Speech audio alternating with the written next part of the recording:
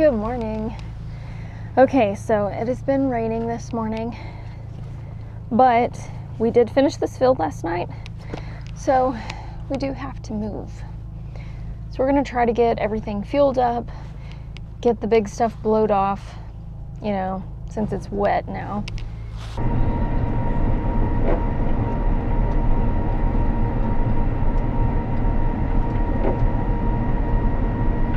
If you're wondering, there is the number 1 and the number 2 combine in the last soybean field that we cut. They're still sitting there waiting for us to come get them.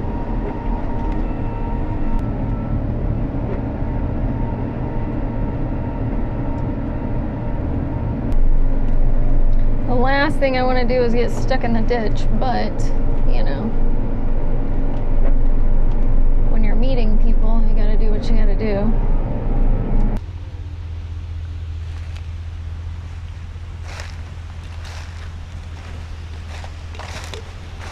Good afternoon. It's dry in here. I think I could do whatever you wanted to.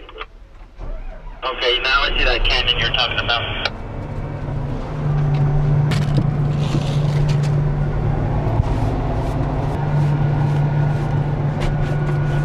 There's so much mud in this floor from yesterday. Okay, are you wondering why this is so chaos? So, as you saw yesterday, we got moved over here. We just cut out a spot big enough for us to park on because it was drizzling rain. And that's not ideal cutting.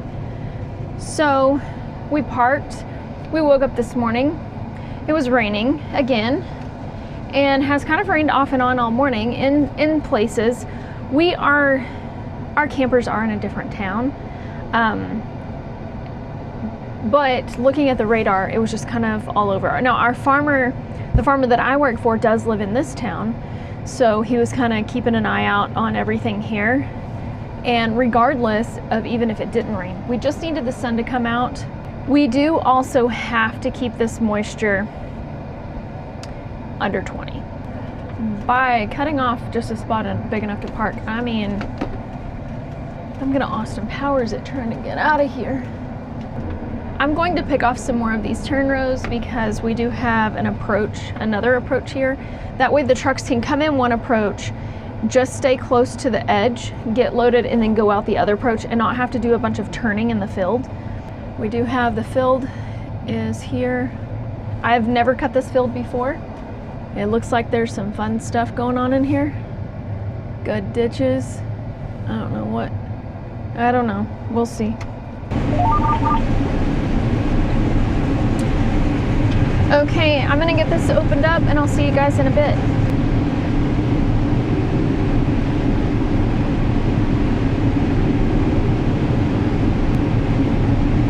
Tessa and I are twinning today. Like, same jeans, same shirt. We have different shoes, that's about it. I have picked off some of the turn rows on this. Hang on, I'm gonna get my bearings mixed up. South end. Probably a little more than half of them. About 3/4 of the turn rows off of the south end. But the moisture is borderline. My average is 19.7 and it has to be under 20. So the farmer just came and he is taking a sample and running it into town to check before we do anything else, because we don't want to end up with a whole bunch of wet. Tessa, just doing those turn rows though, and I kind of had to get enough room for all of our trucks to get here and get turned around, because there is another approach that we wanted to open up, but Tessa's sitting there with 54,000, so if it is wet, it's not good. Yeah, that definitely is a single. It's like 4 foot deep. So earlier, I was trying to unload on Tatum and I fell into this hole right here.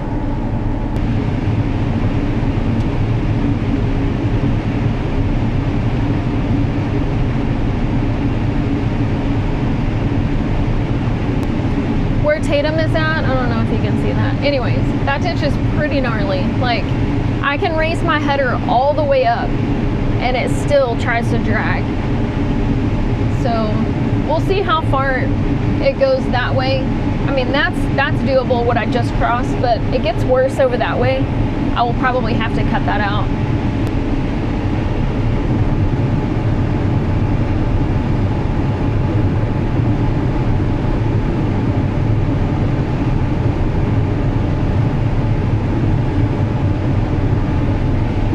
So I do mostly have this opened up as far as the turn rows on each end.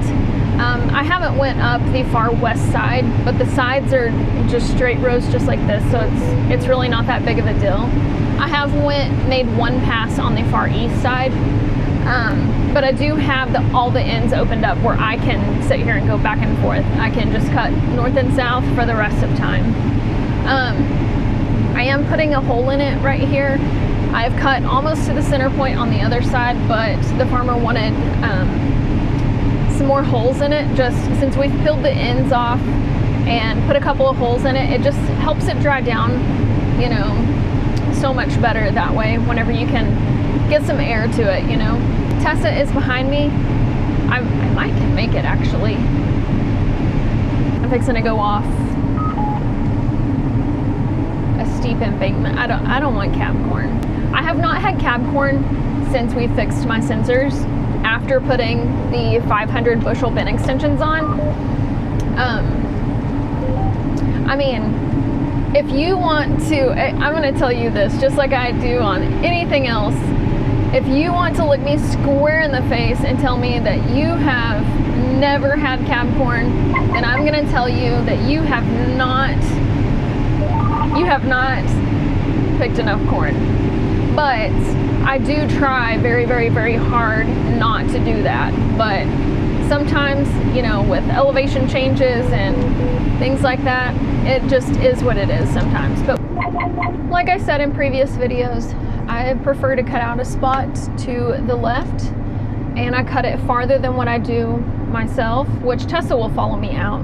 She will just follow me on out because she's not going to be full. But also, we're really close to the trucks here. But I do like to do it this direction so that whenever I finish unloading, then I'm already back on my rows and I can go. And then the grain carts can just jag over and follow me out. Or with the two passes, if they're far enough to that side, I leave them enough room in front so that they can hug it and turn and go out. You know, make a turn and get out if they need to, if it's more feasible to turn around.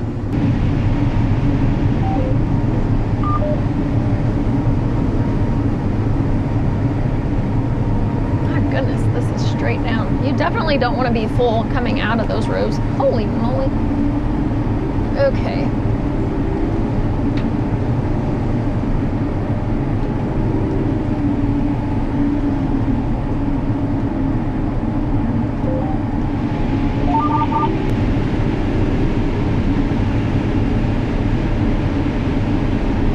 Okay, I'm just gonna brag on this one a little bit. Miss Tessa May.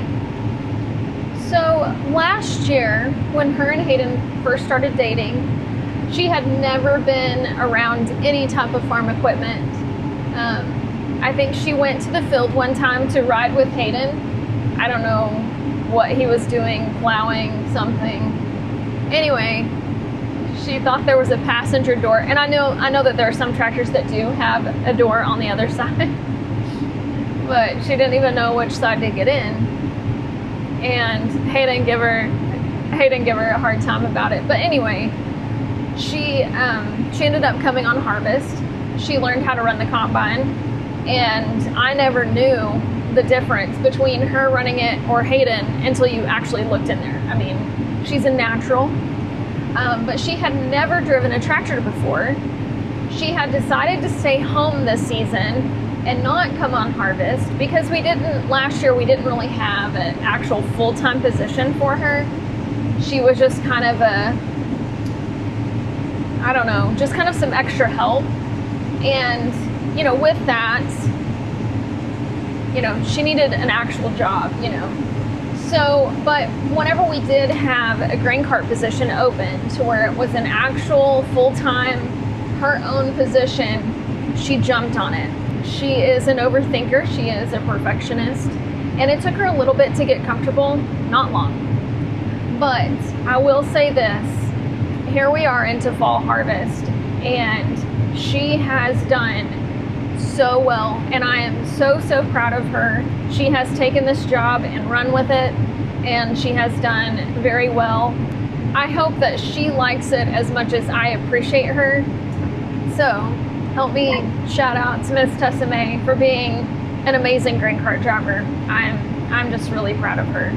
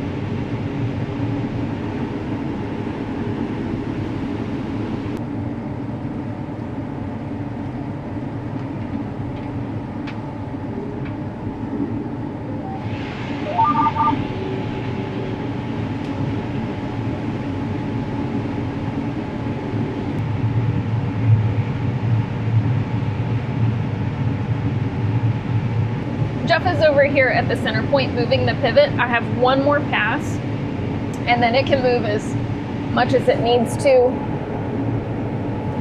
get it out of the way. That way tomorrow we don't have to deal with it, and we'll just be ready to rock and roll.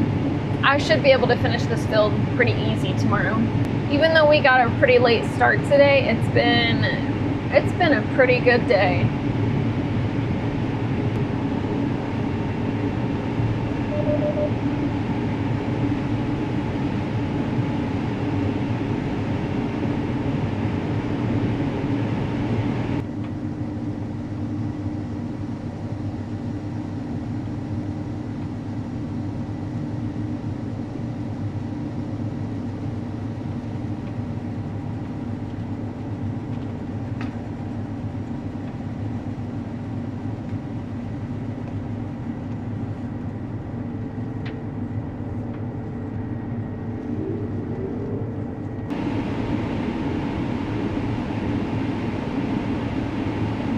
We sent Cody, Jesse, and Tatum home. So Jeff is running this grain cart for right now. All the trucks are loaded, so once we get this grain cart loaded, we will call it a day. Okay, we are done for the night. He has 60,000 on. Only put 58 on Tessa. So it's being nice. Okay guys, that's gonna be it for today. Thank you so much for sticking around. Later, Gator.